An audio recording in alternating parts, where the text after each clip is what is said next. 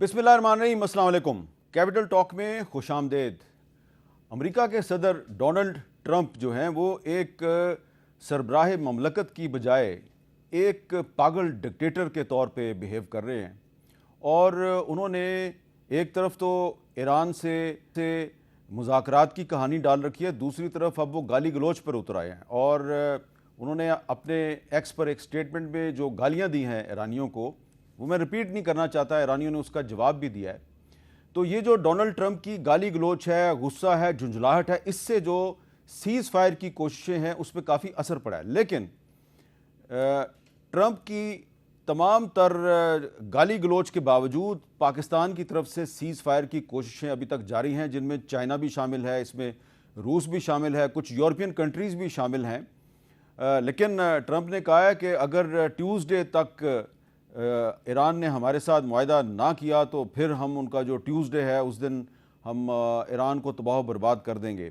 لیکن اس کے باوجود ہم یہ توقع رکھتے ہیں کہ جو سیز فائر کی کوشش ہے اس کے سلسلے میں کوئی نہ کوئی بریک تھرو ہو جائے گا۔ خدا نہ خواستہ اگر یہ سیز فائر نہیں ہوتا پھر کیا ہوگا؟ اور ایک سوال اس وقت پوری دنیا میں زیر بحث ہے کہ ایران کے پاس یہ میزائل ٹیکنالوجی کہاں سے آئی کہ انہوں نے امریکہ کا ایک نہیں دو تین جنگی جہاز جو ہیں ان کو تباہ کر دیا، اور پھر جو ان کا ریسکیو آپریشن ہے وہ بھی ایران میں بقول ٹرمپ کے کامیاب ہو گیا ہے۔ تو یہ بڑے ٹیکنیکل سے معاملات ہیں۔ اس میں گفتگو کے لیے آج ہمارے ساتھ موجود ہے air marshal retired Arshad Malik صاحب، کسی تاج نہیں ہے، اور ان کے ساتھ ہم نے دعوت دیا ہے جناب ایئر کمانڈور ریٹائرڈ محمد ابراہیم صاحب کو، جو کہ ایک ڈیفنس اینالسٹ ہیں۔ تو ایئر مارشل ارشد ملک صاحب، سب سے پہلے تو یہ بتائیں کہ یہ آپ کو کیا لگ رہا ہے کہ یہ ٹرمپ کی گالی گلوچ کے باوجود پاکستان کی طرف سے جو سیز فائر کی کوشش کی جا رہی ہے، کوئی بریک تھرو ہو جائے گا؟ بسم اللہ الرحمن الرحیم۔ حامد صاحب، میرے خیال میں سب سے پہلے تو پاکستان کو الحمدللہ بڑا اچھا ایک خوش آئند موقع ملا ہوا ہے، جس پہ بڑی پازیٹیولی ہم کام کر رہے ہیں، اور میں جو آپ کو بھی پتہ ہے اور جو ابھی تک شواہد سامنے آ رہے ہیں اس میں پازیٹیوٹی کے ساتھ اس میں اپنے دوست ممالک کے ساتھ ہم اپنے موقف کو بڑے مدلل انداز سے اور بہتر انداز سے لے کے چل رہے ہیں۔ لیکن جو آپ نے بات کی ڈونلڈ ٹرمپ، جو کہ ایک پروون ناسٹی کیریکٹر کے طور پہ سامنے آیا، اور جو ان کی کچن کیبنٹ ہے اس پہ بھی ہم کئی دفعہ بات کر چکے ہیں، تو یہ جو جنگ ہے یہ میزائل اور بارود سے نکال کر انسانی جذبات اور ایسے موقف کے لے کے آ رہے ہیں جس میں عزت کا بھی خیال نہیں رکھا جا رہا، اور ایران جو ایک اپنے مزاحمتی حصار کے اندر ایک بقا کی جنگ لڑ رہا ہے، اس کے لیے بھی بڑا مشکل ہو جائے گا کہ اگر آپ گالی گلوچ پہ اتر آئیں، اسٹیٹمنٹ شپ سے نکل آئیں، تو پھر اس موقف کو آگے لے کے چلنا وہ کیسے ممکن ہو سکتا ہے؟ تو میں آپ سے اتفاق کرتے ہوئے یہ بات تسلیم کرتا ہوں کہ جہاں پاکستان خاص طور پہ اور ترکیہ، ایجپٹ، چائنا اور کسی حد تک سعودیہ بھی ہمارے موقف کی حمایت کر رہا ہے، لیکن ان حالات میں یہ بڑا مشکل ہو جائے گا کہ ہم امن کی بات کو آگے لیں، لیکن کوشش جاری رکھنی چاہیے۔ ایئر کمانڈور ابراہیم صاحب، یہ بتائیں کہ سب سے اہم سوال ہے کہ ٹرمپ نے بار بار کہا کہ ہم نے ایران کی فوجی طاقت تباہ کر دیا ہے، ایران کا میزائل چلانے کا سسٹم تباہ کر دیا، لیکن ایران جو ہے وہ تو اب امریکہ کے جو جنگی جہاز ہیں ان کو گرا رہا ہے، تو یہ ایران کے پاس یہ میزائل پاور، یہ ٹیکنالوجی کدھر سے آئی ہے؟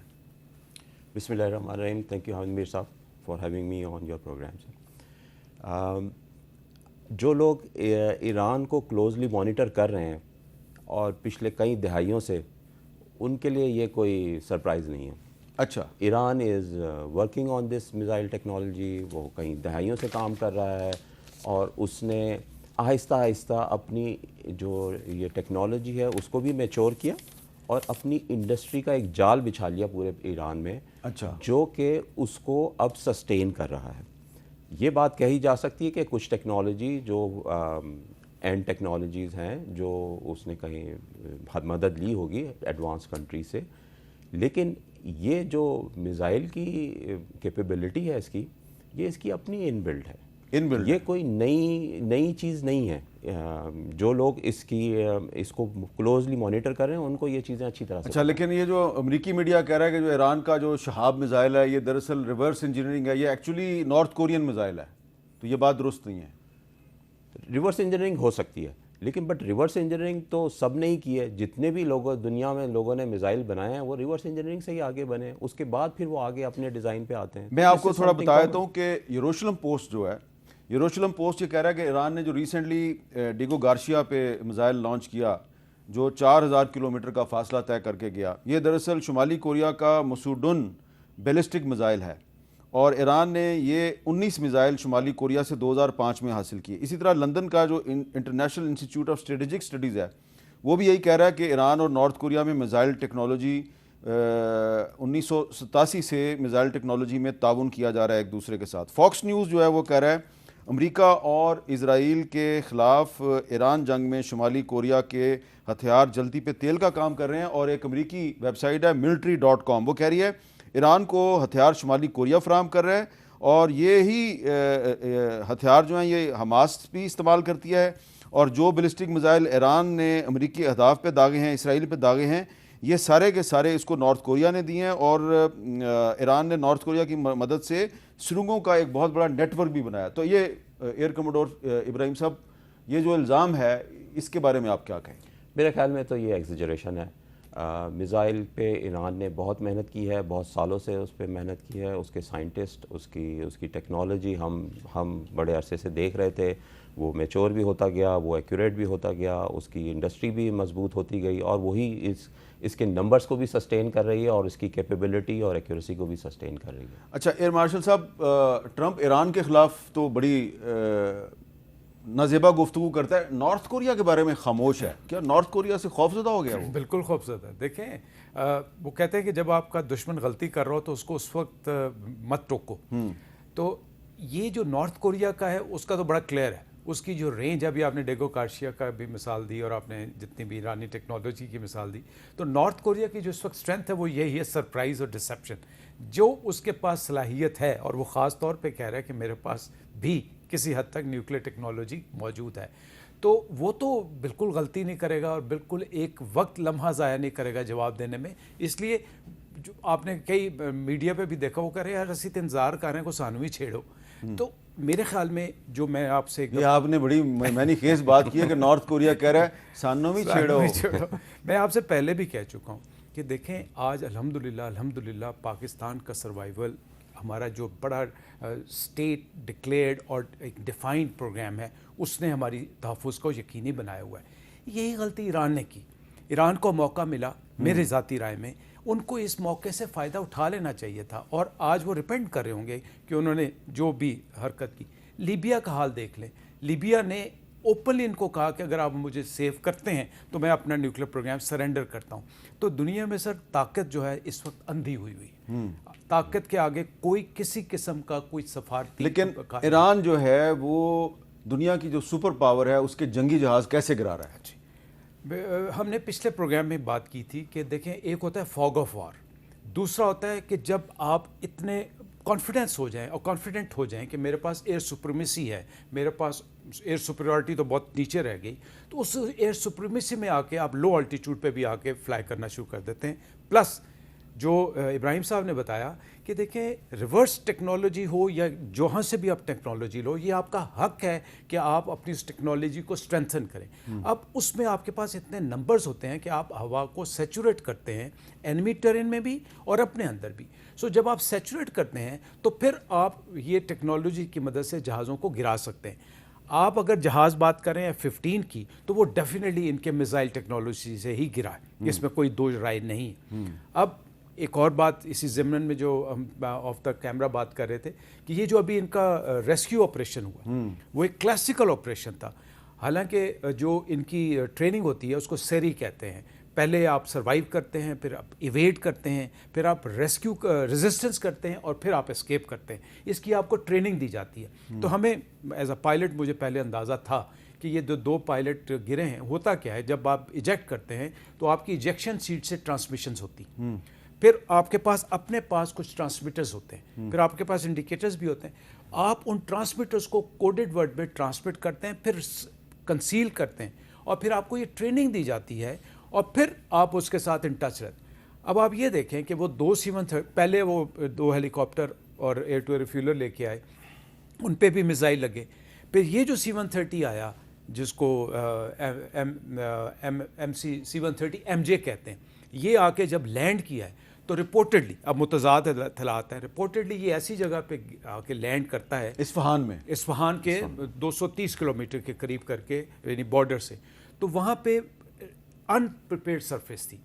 اب اس جو C-130 تھا اس کے اندر MH-6 ہیلی کاپٹر بھی تھے، اور وہ MH-6 ہیلی کاپٹر لو آلٹیچیوڈ پہ فلائی کر کے ریسکیو کرتے ہیں. اس کے علاوہ اس کے اندر اسپیشل فورسز بھی تھے، اور یہ جو C-130MJ ہے یہ اسپیشل ہے ہی ریسکیو کے لیے اور اسپیشل آپریشن فورسز کے لیے، وہ بھی تباہ ہوئے. تو اس طرح یہ آج نیو یارک ٹائمز کی سٹوری ہے کہ وہ امریکنز نے بھاگتے ہوئے خود تباہ کر دیا. جی، اس لیے کہ وہ جب ایسی سرفیس پہ لینڈ کر چکا تھا تو اس کو ریکور نہیں کیا جا سکتا. اچھا ایئر کموڈور ابراہیم صاحب جی، تھوڑا سا یہ بتائیں کہ یہ جو اسٹریٹ آف ہرموز ہے، آبنائے ہرموز، اب اس کی بڑی اہمیت ہے، اور امریکہ کہہ رہا ہے جی کہ اب ہم اس کو ناکہ بندی کو ختم کرنے کے لیے بمباری بھی کریں گے اور گراؤنڈ ٹروپس بھی اتاریں گے. تو اگر یہ گراؤنڈ ٹروپس اتارتے ہیں اور وہاں پہ کوئی اپنی بحری کشتیاں بھی داخل کرنے کی کوشش کرتے ہیں، تو کیا ایران کے پاس ایسے میزائل ہیں کہ وہ ان کو ٹارگٹ کر سکتا ہے؟ ایران کی خوش قسمتی یہ ہے کہ ایران کو اسٹریٹ آف ہرمز بند کرنے کے لیے جو ہے نا، کوئی سارے شپ تباہ نہیں کرنے، بالکل بند کرنے کی بھی ضرورت نہیں ہے. اس نے صرف ایک خوف پھیلانا ہے، ڈیمیج کرنا ہے، اور ایک فیئر کو وہاں موجود رکھنا ہے، سو دیٹ وہاں سے شپ گزرے نا، اور اگر گزریں تو اس کی جو انشورنس کاسٹ ہیں وہ بہت ہائی ہوں، اور وہاں سے جو ہے فیزیبل نہ رہے وہاں سے اس کو.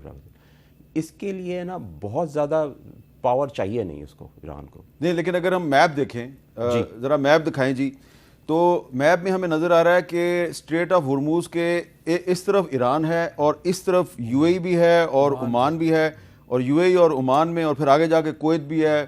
تو یہاں پہ تو امریکہ کے فوجی اڈے ہیں جی. تو کیا یہ فوجی اڈے مکمل طور پہ تباہ ہو چکے ہیں، ریڈار سسٹم ختم ہو چکا ہے اور ایران کو کسی مزاحمت کا سامنا نہیں کرنا پڑے گا؟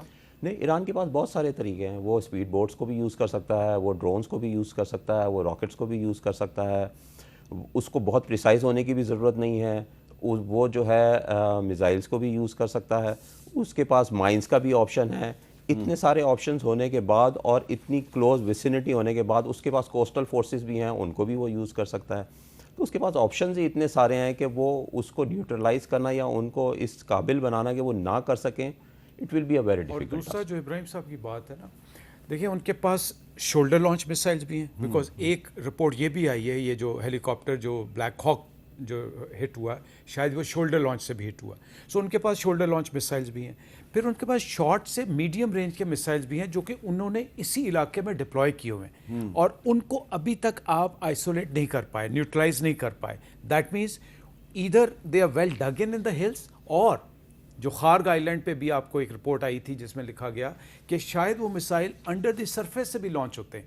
تو یہ آپ کی جو آبزرویشن ہے یہ بالکل صحیح ہے کہ ان کے پاس میسائلز کی کئی ویرائٹیز ہیں، کئی رینجز ہیں، اور یہ صرف اپنے آپ کو اس حد تک محدود نہیں کریں گے. اچھا، تو اس کا مطلب یہ ہے کہ ایران جو ہے وہ اپنی ایئر فورس، وہ کہہ رہے ان کی اس پہ ڈپینڈنٹ نہیں ہے، نیوی پہ ڈپینڈنٹ نہیں ہے، وہ گراؤنڈ فورسز پہ اور میزائل ٹیکنالوجی پہ ڈپینڈنٹ ہے. اور ڈرونز بہت امپورٹنٹ وائٹل رول کریں گے، خاص طور پہ ہومز. اگر ایئر مارشل صاحب امریکہ جو ہے وہ اپنے گراؤنڈ ٹروپس اتارتا ہے ایران میں آبنائے ہرموز کے آس پاس، تو کیا کریں گے ایرانی؟ کیونکہ اگر ہم کمپیریزن کریں اسرائیل کی اور ایران کی ملٹری سٹرینگتھ کا اور امریکہ اور ایران کی ملٹری پاور کا، تو بڑا فرق نظر آتا ہے. سر میری آپ یہ بات یاد رکھیے گا کہ اگر ایران کے گراؤنڈ ٹروپس آ کے لینڈ کرتے ہیں تو یہ آگ اور خون کی ہولی کھیلی جائے گی ایران کے اوپر، جس میں اتنے تابوت واپس جائیں گے کہ امریکیوں کو گنتی مشکل ہو جائے گی. یہ آپ کی بات درست ہے. کیا اس کی وجہ یہ ہے کہ ایران میں جو زمینی فوج ہے اس کے علاوہ ان کی ریزرو فوج بھی بہت زیادہ ہے؟ ابھی آپ نے ایک نوٹ کیا کہ ابھی جو ریزرو فورس کے لیے نئی انڈکشن کی والنٹیئرز آئے، 50 سال سے کم عمر لوگوں نے ملینز میں اپنے آپ کو رجسٹر کروایا، اور 3 کروڑ پہلے ہی ہیں، پہلے وہ ہیں. اور یہ وہ 3 کروڑ تو آرگنائزڈ ہیں. یہ وہ جو ابھی رجسٹریشن ہو رہی ہے یہ وہ لوگ ہیں جنہوں نے اپنے آپ کو والنٹیئر کیا. پھر جو زمینی حقائق ہیں جو آپ بات پہ کر رہے ہیں کہ زمینی فوج کے علاوہ IRCG جو ہے نا وہ اتنی خطرناک فورس ہے کہ آج 40 سال تو ہو گئے ان کو کوئی کچھ نہیں کہہ سکا. اچھا، عراق میں تقریباً امریکہ نے 1,70,000 فوجی جو ہیں وہ اپنے اتارے تھے. افغانستان میں بھی 1 لاکھ سے زیادہ تھے. جب وہ وڈرا ہوئے تو وہ 1 لاکھ کے قریب تھے. ویتنام میں تو 5 لاکھ کے قریب فوجی انہوں نے بھجوائے تھے. آپ کے خیال میں اگر امریکہ ایک گراؤنڈ آپریشن کرتا ہے ایران میں تو کتنے فوجی اتارے گا؟ میرے خیال میں سب سے پہلے تو سلیکٹیو ایریا میں جائے گا. 3 ایریاز بنتے ہیں. ایک یورینیم اس نے انرچ نکالنی ہے, دوسرا اس نے خاگ آئی لینڈ کو ٹارگٹ کرنا ہے, تیسرا اس نے ہومز جو اسٹیٹ آف ہومز ہے اس کے ایریے میں. میرے خیال میں وہ اتنی بڑی اب غلطی نہیں کرے گا کہ وہ اتنے زیادہ تعداد میں فوجی لے کے آئے گا. اگر وہ لائے گا تو یا تو سب سے پہلے خاگ آئی لینڈ میں لائے گا, وہ دلدلی علاقہ ہے, گرم ترین علاقہ ہے, 50 ڈگری سینٹی گریڈ ٹیمپریچر ہوتا ہے اس کا. اگر ادھر لے کے آتا ہے تو ادھر تو جو علاقہ ہے وہ عراق کے مقابلے میں بالکل ڈفرینٹ ہے, پہاڑی علاقہ ہے, اور اس پہاڑی علاقے میں ان کے لیے لینڈ کرنا اور چھپنا تو بہت ہی مشکل ہے رادر دین ریزسٹنگ فورس جو ہے. سو ایسیمیٹرک وارفیئر جو ہوگی وہ امریکہ متحمل نہیں ہو سکتا. اچھا ابراہیم صاحب، کچھ سوالات جو ہیں وہ میرے ایسا جرنلسٹ اپنے ذاتی تجربے کی بنیاد پہ بھی ریز کرتا ہے. مثال کے طور پہ میں نے خود اپنی آنکھوں سے دیکھا ہے افغانستان میں امریکہ کی جو سپریورٹی تھی وہ اس کی ایئر پاور تھی. طالبان نیچے گراؤنڈ پہ گوریلا وار لڑتے تھے لیکن وہ اوپر سے بمباری کرتا تھا B-52 بمبرز, اور برباد کر دیا انہوں نے بہت سے افغانستان کے علاقوں کو. عراق میں بھی ہم نے یہ دیکھا کہ عراق کی جو صدام حسین کی فوج تھی وہ امریکہ کی ایئر پاور کا مقابلہ نہیں کر سکی. تو ایران جو ہے وہ امریکہ کی اتنی میسو ایئر پاور کا مقابلہ کیسے کرے گا؟ میرے پاس اس وقت کمپیریزن ہے کہ امریکہ کے پاس کتنے ہوائی جہاز ہیں, ایران کے پاس کتنے ہیں, ان کے پاس کتنے ٹرانسپورٹ ایئر کرافٹ ہیں, ایران کے پاس کتنے ہیں. تو یہ امریکہ کی جو ایئر پاور ہے وہ تو بہت زیادہ میسو ہے. نو ڈاؤٹ آپ جو بات کر رہے ہیں وہ بالکل ٹھیک کر رہے ہیں. امریکہ جہاں بھی گیا ہے اس نے اپنی ایئر پاور ہی یوز کی ہے, اور جو گراؤنڈ پہ فورسز ابھی آپ تھوڑی دیر پہلے بات کر رہے تھے وہ اگر ہم اگزامپل لے لیں افغانستان سے تو وی آل نو کہ وہ افغانستان میں کس طرح کی گراؤنڈ فورس تھی. وہ صرف ایک ایریا میں محدود ہوتی تھی, اور پھر جب نکلتی تھی تو اس کے ساتھ اتنا زیادہ اس کا پروٹیکشن ہوتا تھا کہ وہ سسٹینیبل ہی نہیں تھی. And then they used to just take around and then come back. They could not do جو اصل افیکٹ ہے وہ نہیں لا سکتے تھے وہ.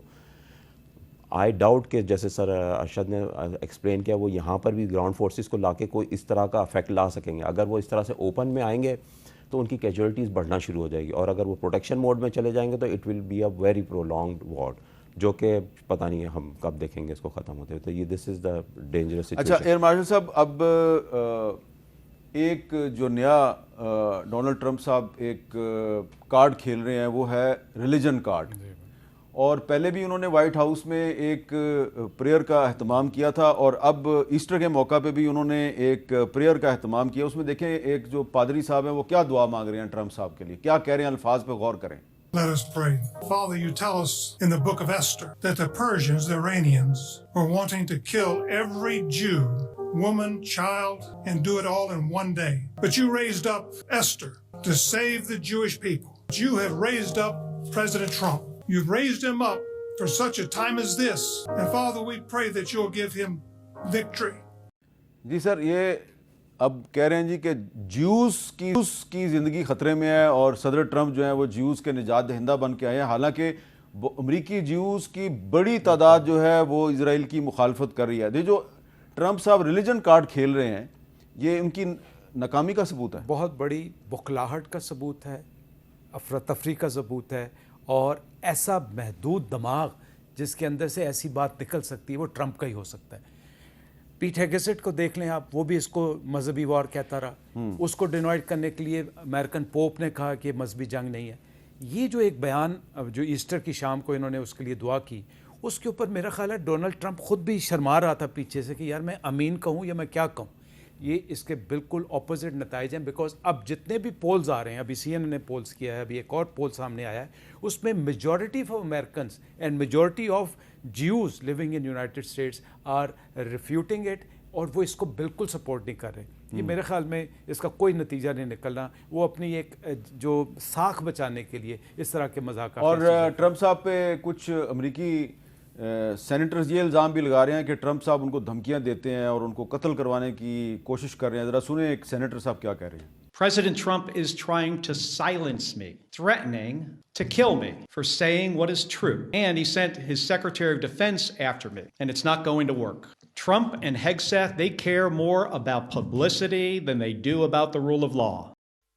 سر یہ سینیٹر کیلی جو ہیں یہ کہہ رہے ہیں کہ ٹرمپ صاحب اور ان کے جو سیکرٹری ڈیفنس ہیں وہ ان کو قتل کروانا چاہتے ہیں. دو باتیں یاد رکھیے گا. ایک انہوں نے کہا ایک مہدی صاحب جو بڑے بلنٹ ہیں جو یو کے سے اب امریکہ میں ہیں, ان کو بھی ایک ٹی وی پروگرام کے اندر لائیو یہ کہا گیا, دھمکی دی گئی کہ تمہارا بیپر کہیں برسٹ نہ ہو جائے. اور وہ اپنے اس پروگرام سے اٹھ کے چلے گئے. انہوں نے یہ کہا کہ یہ وہ زائنسٹ سوچ ہے جو یہی بات کر رہی ہے. دیکھیں بات یہ ہے, میرے خیال میں تو یہ وقت بڑا کلیئر ہے جس میں پیٹ ہیگزٹ, ڈونلڈ ٹرمپ, نیتن یاہو کو دوبارہ آئی سی سی اور آئی سی جے میں لے کے جانا چاہیے. بیکاز ناٹ اونلی کہ وہ جو 160 یا 180 بچیاں شہید ہوئی ہیں, بلکہ پیٹ ہیگزٹ کی ایک سٹیٹمنٹ ہے جس میں اس نے کہا ہے کہ we will give them no quarters. اس کا مطلب ہے کہ ہم, پھر اس نے ایک اور بات بھی کہی ہے, اس نے کہا ہم کسی رول کی پاسبانی نہیں کریں گے, ہم اپنے فوجیوں کو کھلی چھٹی دیں گے. پھر اگر یہ بین الاقوامی قوانین کے مطابق اگر آپ سڑکوں کو, برجز کو, ہاسپٹلس کو اور یونیورسٹیوں کو تباہ کرتے ہیں تو آپ کرمنل لاء کے مرتکب ہوتے ہیں. میرے خیال میں یہ وقت آ چکا ہے جہاں کسی نہ کسی کو ہمت, جوش وہ دکھانا کسی نہ کسی کون ہے؟ میرے خیال میں سب سے پہلے تو کوئی مسلمان ملک ہونا چاہیے, بجائے کہ ساؤتھ افریقہ یا آئرلینڈ یا اسپین آئے. وہ کیا کرے؟ وہ آ کے آئی سی سی اور آئی سی جی میں پراپر یہ کوڈ لے. سر انٹرنیشنل کرمنل کورٹ نے پہلے ہی نیتن یاہو کے وارنٹ گرفتاری جاری کیے ہوئے ہیں, تو کسی نے تو اس کو گرفتار نہیں کیا. تو سوال میرا آپ سے یہ ہے کہ کیا انٹرنیشنل لاء قتل نہیں ہو چکا؟ سب کچھ تباہ ہو چکا ہے, لیکن ایک آپ نے بیانیے کی جنگ چل رہی ہے. وہ روز ٹویٹ کرتا ہے, روز اس کو ڈینائی کرتا ہے, تو کم از کم فیکٹس آن گراؤنڈ تو آنا شروع ہو جائیں گے نا. جی بہت بہت شکریہ ایئر مارشل ارشد ملک صاحب, ایئر کموڈور ریٹائرڈ محمد ابراہیم صاحب. اور ہم ان کے ساتھ بات کر رہے تھے اور انہوں نے آپ کو بتایا کہ پاکستان جو ہے اس کی طرف سے قیام امن کے لیے جو کوششیں کی جا رہی ہیں وہ قابل تحسین ہیں, لیکن ٹرمپ اگر گالیاں دیں گے, اور جو گالیاں انہوں نے لکھی ہیں وہ میں بول نہیں سکتا, تو گالیاں دے کر آپ کسی سے مذاکرات کی بات کریں اور اسے کہیں کہ تم ہمارے ساتھ امن قائم کرو, یہ کافی مشکل کام ہے. لیکن یہ مشکل کام صرف پاکستان کے لیے, پوری دنیا کے لیے ایک چیلنج ہے. ایک بریک لیتے ہیں, بریک کے بعد ہم بات کریں گے کہ پاکستان میں اس مشرقی وسطیٰ کے جنگ کے جو معاشی اثرات ہیں ان کا مقابلہ کیا صرف حکومت نے کرنا ہے یا عوام نے بھی اس سلسلے میں کچھ کرنا ہے. اور پنجاب حکومت جو ہے اس نے مارکیٹیں 8 بجے بند کرنے کی جو تجویز ہے اس کو مسترد کیوں کر دیا ہے, اس پہ بات کریں گے ایک وقفے کے بعد.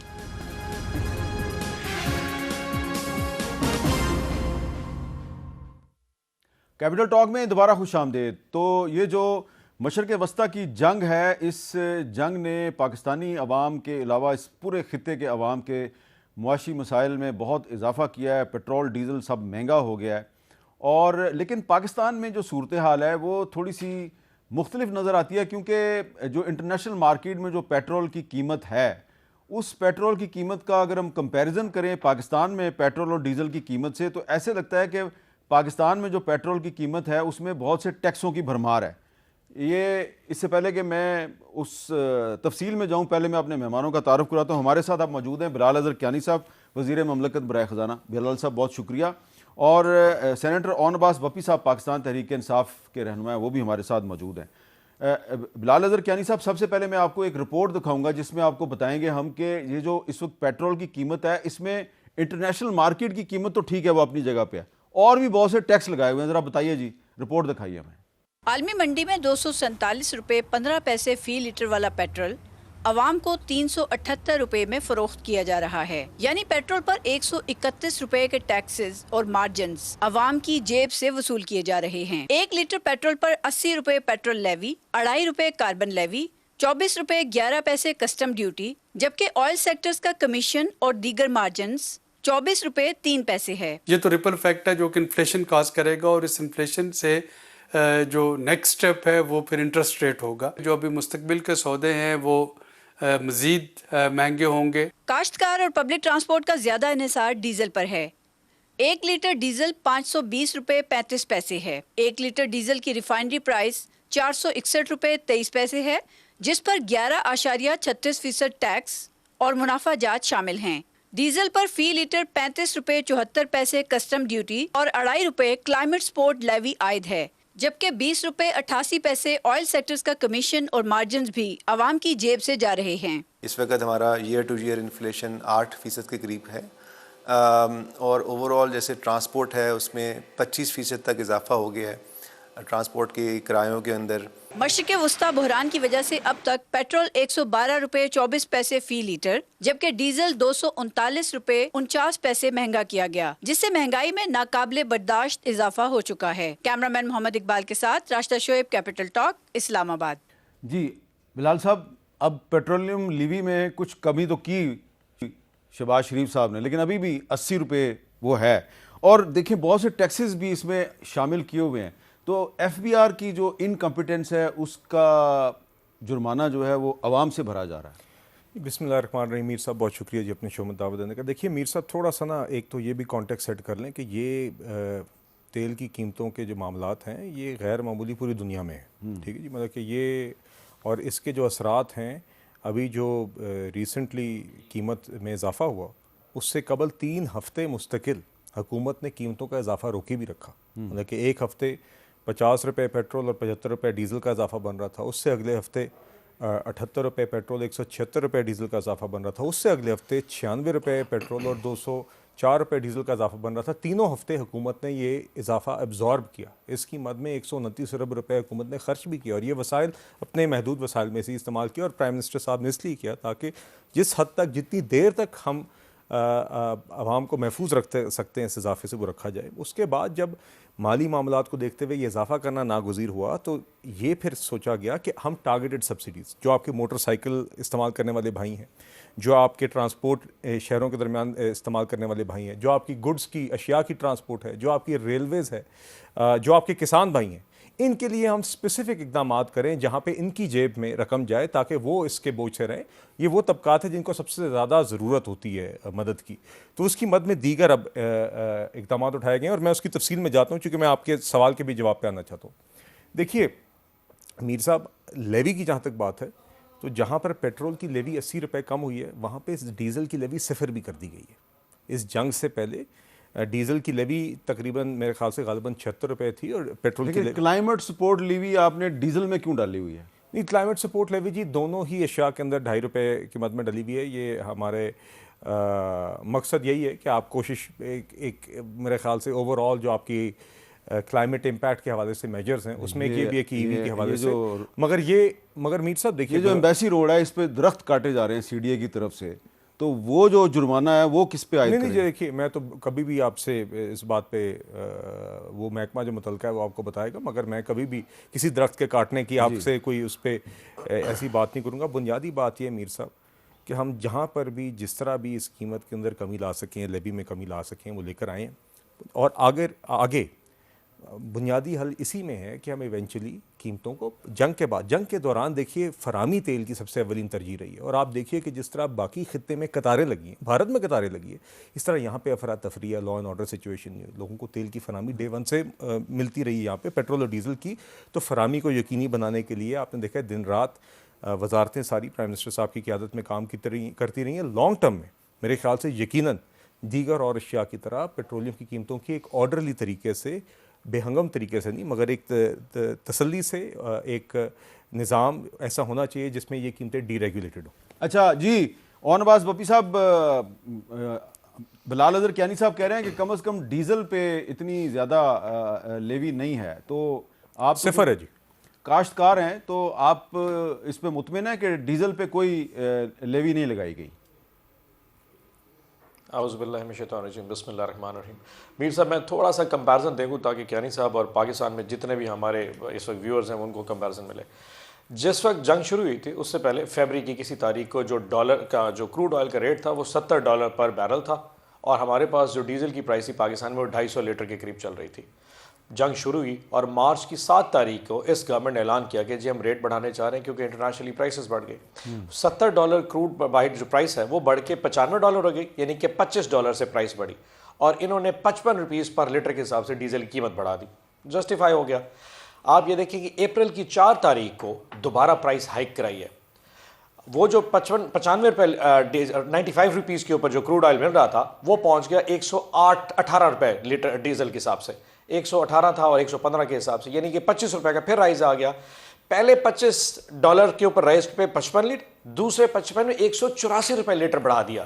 مجھے صرف کوئی سائنس سمجھا دے، یا تو اس وقت آپ نے بہت کم بڑھایا تھا کہ شاید آپ ایسٹیمیٹ نہیں کر رہے تھے، یا اس دفعہ آپ نے 4 گنا زیادہ بڑھا دیا. اس کی سینس کیا ہے؟ اور اگر یہ سمجھتے ہیں کہ 60 روپے پیٹرول کے اوپر کم کرنے سے آپ نے پاکستان کی عوام کو بہت بڑا فائدہ دیا، تو حضور یہ یاد رکھیے کہ پاکستان کیا دنیا کی اکانومیز جو ہیں وہ ڈیزل کی پرائسز پہ چل رہی ہوتی ہیں. آپ کی ٹرانسپورٹیشن وہ ڈیزل پہ چلتی ہے، آپ کی ایگریکلچر سیکٹر ڈیزل کے اوپر کھڑا ہوا ہے، آپ کی فوڈ باسکٹ جتنی بھی ہے، انفلیشن جو آئٹمز ہیں وہ ڈیزل سے ریلیٹڈ ہے. اس وقت حال یہ ہے کہ پاکستان کے اندر آپ کے آٹا، تیل، سب کی پرائسز بڑھ چکی ہیں. اس وقت انفلیشن جو ہے 8% پہ کھڑی ہے. میں آپ کو بتا رہا ہوں، میں am not gonna give a quote on it, کیونکہ کیانی صاحب کہتے ہیں جی نمبرز غلط ہو جاتے ہیں. یہ کم از کم ڈبل ڈجٹ میں اگلے 15 دن میں پہنچ جائے گی. اس وقت ہمارا، آپ نے مجھ سے پوچھا نا میں ذمہ دار ہوں، میں آپ کو ایک سمپل سا فارمولا بتا دیتا ہوں. میرے حل کی جو کاسٹ تھی 1 ایکڑ پہ 10,000 آ رہی تھی، آج ان کی وجہ سے وہ 22,000 روپے پر ایکڑ پہ چلی گئی ہے. یوریا اس ٹائم پاکستان میں شارٹ ہو چکا ہے، 4,500 روپے کے یوریا کا بیگ تھا، اس وقت 8,500 میں بلیک ہو رہا ہے، لیکن مل نہیں رہا. گوارا میرے پاس ملنے کو تیار کوئی نہیں.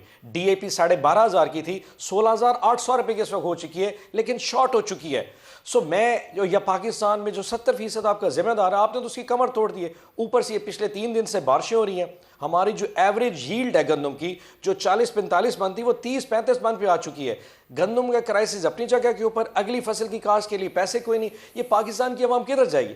اگر یہ سمجھتے ہیں کہ آپ ایک دفعہ ریٹ بڑھا کے پیٹرول کا 60 روپے کم کر کے سارے لیوریج اپنے پاس لیں گے، اور آپ پوری انفارمیشن براڈ کاسٹنگ کے لاکھوں روپے کے اشتہار دوسرے ٹی وی چینلز پہ چلا کے آپ بتائیں گے جی آپ نے بڑا کم. نو جی، ناٹ ایٹ آل. مجھے کمپیریزن کرنا ہے تو انڈیا سے کرنا ہے، مجھے کمپیریزن کرنا ہے تو بنگلہ دیش سے کرنا ہے. وہ ریٹ نہیں بڑھا رہے. ڈونٹ ٹیل اس کہ جی انڈیا میں لائنیں لگی تو کیونکہ انڈیا رشیا سے تیل لیتا ہے، اور ہم رشیا سے تیل لینے گئے تھے تو میرے وزیر اعظم عمران خان کو حکومت سے ہٹا دیا کیونکہ رشیا تیل لینے جا رہا تھا. رجیم چینج میں ایک رشیا کا بھی ہاتھ تھا. آپ کیوں نہیں لیتے جی؟ بنگلہ دیش پہ پرائسز نہیں بڑھی، میرے جیسی اکانومی ہے، وہاں پہ کون سی حکومت بیٹھی ہے؟ سو یہ ہمیں سائنس کو اچھا سمجھائے. میں تھوڑا سا کمپیئر کر دوں اس وقت پرائس کنٹرول نہیں بڑھ رہی. یہ جو آپ نے کمپیریزن کیا ہے بنگلہ دیش اور انڈیا کے ساتھ، تو اس وقت جو خطے کے مختلف ممالک میں جو پیٹرول کی قیمت ہے اس کو اگر ہم دیکھیں تو پاکستانی کرنسی میں پاکستان میں 378 روپے فی لیٹر ہے، بنگلہ دیش میں 263 روپے فی لیٹر ہے، سری لنکا میں 350 روپے فی لیٹر ہے، نیپال میں 318 روپے فی لیٹر ہے، اور انڈیا میں 285 سے 315 روپے فی لیٹر کے درمیان ہے. لیکن یہ جو پیٹرول کی قیمت کبھی بڑھائی جاتی ہے کبھی کم کی جاتی ہے، اس کو ہم کیسے بیان کرتے ہیں ذرا دیکھیے. خوشخبری سنا دوں، پیٹرول کی قیمت کے اندر بڑھاوا کر کے نئی قیمت جو ہے وہ 458 روپیز لاگو کر دی جائے گی. پیٹرول کی لیوی میں 80 روپے فی لیٹر کمی کا اعلان کر رہا ہوں. عوام کے رونے کے دن ختم ہو گئے. ڈیزل اس کی نئی قیمت کو 520 روپے 35 پیسے کے اوپر رکھا جائے. مہنگائی کو اب ریورس گیئر لگے گا اور ترقی اب 5ویں گیئر میں جائے گی انشاءاللہ. تو لیکن اگر جب فیڈرل گورنمنٹ کہتی ہے جی کہ 8 بجے مارکیٹیں بند کی جائے تو پنجاب گورنمنٹ کہتی ہے کہ نہیں ہم تو 10 بجے بند کریں گے، تو یہ ایک پیج پہ نظر کیوں نہیں آ رہا ہے؟ اس پہ بات کرتے ہیں ایک وقفے کے بعد.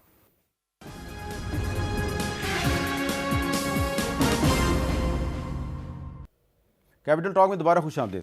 بلال اظہر کیانی صاحب، پرائم منسٹر شہباز شریف صاحب نے 9 مارچ کو ایک اعلان کیا تھا. سنیے ذرا ان کا اعلان کیا تھا. حکومت کو حالیہ دنوں میں تیل کی قیمتوں میں جو اضافہ کرنا پڑا وہ بلا شبہ ایک انتہائی مشکل اور دل پر پتھر رکھ کر کیا جانے والا فیصلہ تھا. میرے بزرگوں، بھائی اور بہنوں، اگلے آنے والے چند دنوں میں تیل کی قیمتیں پھر بڑھیں گی اور ان میں اضافہ ناگزیر ہوگا، مگر میری یہ بھرپور کوشش ہوگی کہ تیل کی قیمتوں میں آئندہ اضافے کا بوجھ آپ پر نہ پڑے. تو بلال صاحب، وزیر اعظم نے وعدہ کیا تھا کہ انٹرنیشنل مارکیٹ میں اگر تیل کی قیمت بڑھے گی بھی تو ہم اس کا بوجھ عوام پہ نہیں ڈالیں گے.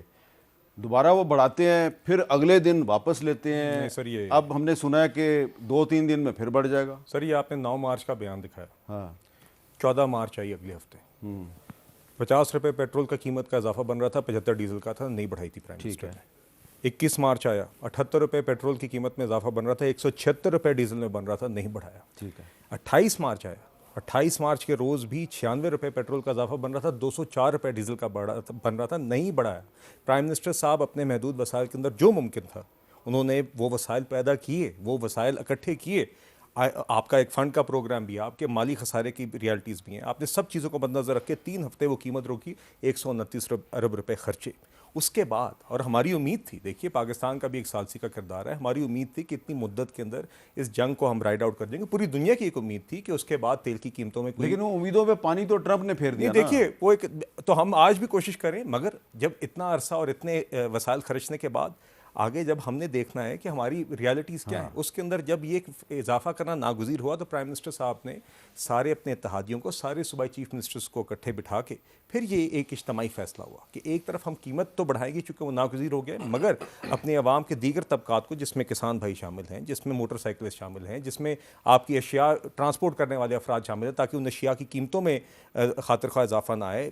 شہروں کے درمیان ٹرانسپورٹ ہے, ان سب کے لیے سبسڈیز کا اعلان بھی ہو گیا, ٹرانسفر ہونا بھی شروع ہو گئی ہیں. وہ کیا ہے, میں مختصراً ذرا آپ کے توسط سے 100 روپیہ فی لیٹر موٹر سائیکلسٹ کے لیے, 1 لاکھ روپیہ ماہانہ اس بس کے لیے جو شہروں کے درمیان, یہ سب ہمیں پتہ چل چکا ہے. کسانوں کے لیے 1500 لیکن روپے. پنجاب گورنمنٹ جو ہے وہ مارکیٹیں 8 بجے بند کرنے کے لیے تیار نہیں ہے. دیکھیے وہ فیصلہ تب یہی ہوا تھا کہ سب صوبوں کے ساتھ اتفاق کر کے مارکیٹ آورز جتنے کم ہو سکیں وہ ہم کریں, اور اس میں کچھ صوبے میرے خیال سے 8 بجے پہ بھی ہیں, کچھ 10 بجے پہ بھی ہیں, مگر یہ اسحاق ڈار صاحب روزانہ ایک نیشنل اسٹیئرنگ کمیٹی چیئر کر رہے ہیں ان اجتماعی فیصلوں کی روشنی میں, جس سے سارے صوبوں کے چیف سیکرٹریز ہوتے ہیں. میں ایک اور بات کرنا چاہوں گا میر صاحب, جو بات انہوں نے کی, دیکھیے یہ جو قیمتوں کے تعین کا فارمولہ ہے نا, یہ جب عبدالحفیظ شیخ صاحب تھے نا تب بھی یہی فارمولہ تھا, جب اسد عمر صاحب وزیر خزانہ تھے تب بھی یہ فارمولہ تھا, یہ پچھلی 3-4 حکومتوں سے فارمولہ یہی چلتا ہے. اس کا کیا جواب دیں گے آپ؟ اس لیے اس کے اوپر سیاست نہ کریں, اور جنگ کے دوران ہم نے جو یہ فراہمی بھی یقینی بنائی ہے اور جس حد تک عوام کو ہم نے اس کے اثرات سے بچایا ہے اس کو اپریشیٹ کریں. جی اور عباس صاحب اس کا کیا جواب دیں گے کہ آپ کے دور میں بھی اسی فارمولے کے تحت میر صاحب زندگی میں